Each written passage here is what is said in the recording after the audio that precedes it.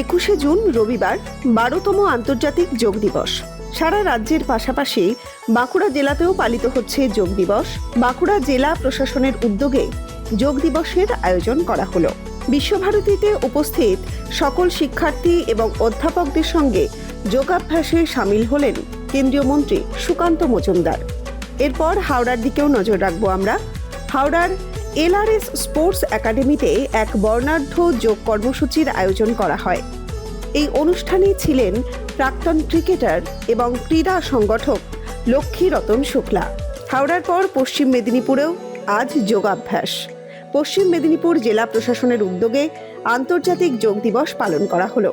ঝাড়গ্রামের স্টেডিয়ামে প্রশাসনিক কর্তা, জনপ্রতিনিধি, স্কুল কলেজের ছাত্রছাত্রী এবং সাধারণ মানুষ মিলিয়ে কয়েক হাজার মানুষ যোগাতে অংশগ্রহণ করলেন। গঙ্গাসাগরেও পবিত্র কপিল মুনির আশ্রম চত্বরে আন্তর্জাতিক যোগ দিবস উদযাপন করা হলো। আরও একটি অভূতপূর্ব ছবি ধরা পড়ল মালদাতেও পালিত হলো আন্তর্জাতিক বিশ্ব যোগ দিবস। মালদা জেলার বিভিন্ন সরকারি বেসরকারি স্কুলে পালিত হচ্ছে যোগ দিবস।